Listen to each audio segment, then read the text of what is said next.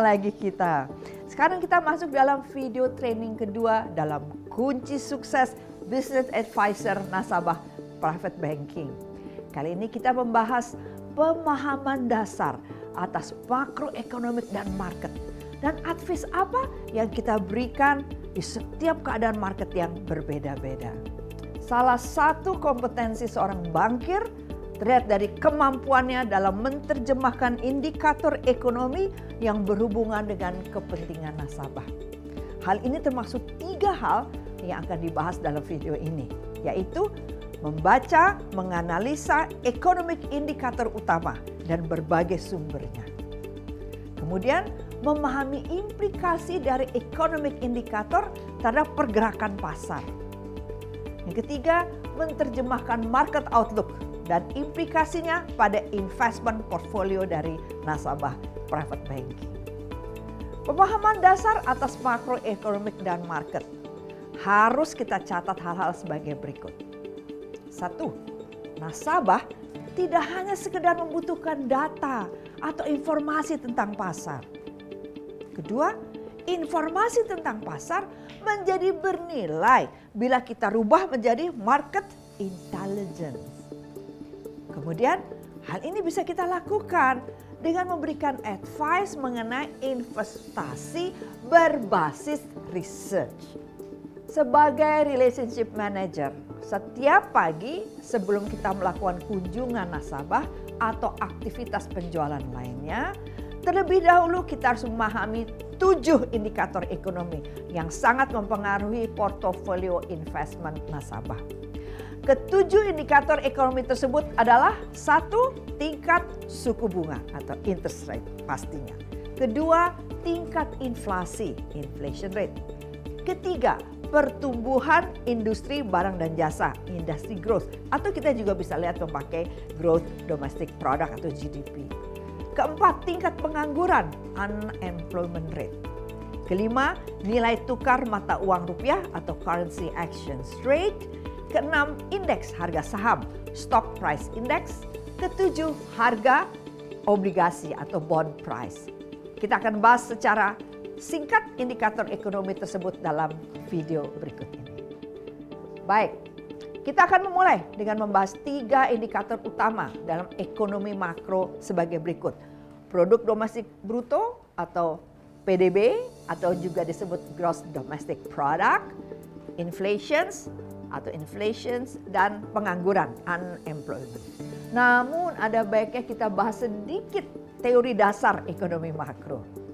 Pertama, siklus bisnis atau business cycle. Menggambarkan siklus pergerakan kegiatan ekonomi naik ataupun turun dalam satu periode tertentu. Terdapat 2 fase, yaitu 1. Resesi, pergerakan ekonomi menurun. Ekspansi, pergerakan ekonomi meningkat. Dapat 2 turning point, peak dan trough. Ya, peak adalah puncak dari suatu siklus, trough merupakan dasar dari suatu siklus. Baik, kita sekarang lihat resesi. Resesi adalah suatu periode di mana pertumbuhan ekonomi menurun, paling tidak untuk 2 kuartal berturut-turut. Karakteristik dari periode ini adalah pertumbuhan ekonomi negatif, tingkat inflasi rendah, dan tingkat pengangguran justru tinggi. Dalam fase ini, perekonomian akan mencapai bottom terlebih dahulu sambil akhirnya membaik. Jadi kita sebagai bankers mendefinisikan ekspansi harus sesuai dengan acuan ini. Periode pertumbuhan mengalami penurunan secara 2 kuartal berturut-turut. Nah, lawan dari resesi adalah ekspansi. Suatu periode di mana pertumbuhan ekonomi mengalami peningkatan. Karakteristiknya dalam periode ini adalah pertumbuhan ekonomi positif. Tingkat inflasi cenderung tinggi, tingkat pengangguran rendah. Dalam fase ini perekonomian akan mencapai peak terlebih dahulu sebelum akhirnya menurun. Produk domestik bruto atau gross domestic product. Ini merupakan suatu indikator yang menggambarkan nilai pasar dari seluruh barang dan jasa yang dihasilkan oleh perekonomian suatu negara tertentu dalam periode tertentu. Jadi indikatornya nilai pasar, barang dan jasa akhir diproduksi dalam suatu negara. Faktor yang menentukan untuk mengukur PDB apa saja? 1. Total nilai dari semua produk dalam negeri, barang dan jasa yang diproduksi oleh pemerintah dan swasta. Kedua, total spending dari produksi perusahaan pemerintah, publik maupun swasta. Ketiga, total pendapatan negara dari sewa, bunga pinjaman, profit dan lain-lainnya. Baik, kita lanjut lagi indikator ekonomi yang kedua terpenting, inflasi. Tingkat inflasi menggambarkan presentasi perubahan harga secara umum dalam satu periode tertentu. Nah, untuk mengukur inflasi digunakan namanya Consumer Price Index atau CPI, atau itu merupakan indeks harga konsumen atau IHK. Nah, IHK ini diukur dari kumpulan barang-barang yang termasuk dalam basket komoditi. Di Indonesia ada sekitar 700-an komoditi dari 66 kota. Sementara misalnya di negara lain, di Amerika misalnya, itu ada 80.000 komoditi.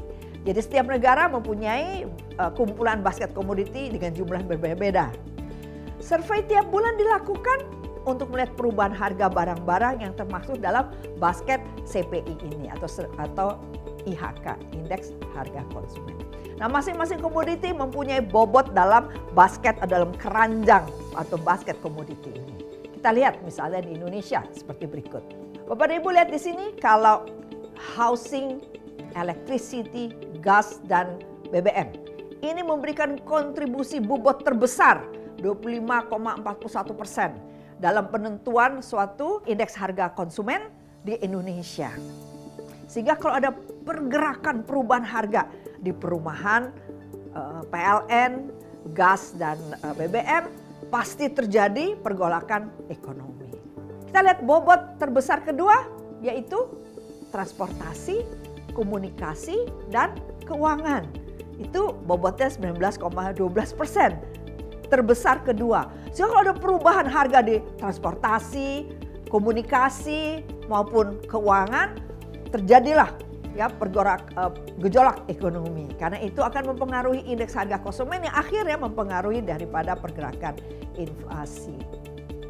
Menariknya, yang ketiga ini makanan. Jadi memang orang Indonesia bisa terlihat budayanya nih hobi makan, ya kan? Kita lihat lagi misalnya kesehatan, ini indeks harga konsumen sebelum pandemi, Bapak dan Ibu. Ya, jadi kalau kita lihat kesehatan hanya 4,4%. Zaman dulu kita tidak tahu perhatikan kesehatan, bahkan pakaian atau clothing lebih tinggi daripada kesehatan. Dan edukasi, recreation dan sport juga hanya 7,81%. Menarik sekali ya. Kalau kita ngelihat yang unik di Indonesia, indeks harga konsumen yaitu besarnya makanan olah, processed food, Indomie tentunya, beverage itulah teh pucuk, dan tobacco, rokok. Itu cukup besar, 16,55%. Merupakan salah satu indeks harga konsumen yang bisa mempengaruhi pergerakan perekonomian di Indonesia yang mengakibatkan inflasi, pergerakan atau gejolak daripada inflasi. Teman-teman bila mau lihat budaya dari suatu negara, ini merupakan indikator yang mudah dengan melihat apa yang menjadi komoditi basket dari suatu negara. Menarik ya? Baik, kita lihat berikutnya. Kita kembali kepada inflasi. Nah, mengapa inflasi menjadi masalah utama dalam makroekonomi? Satu, inflasi yang tinggi menyebabkan daya beli masyarakat berkurang. Pastinya.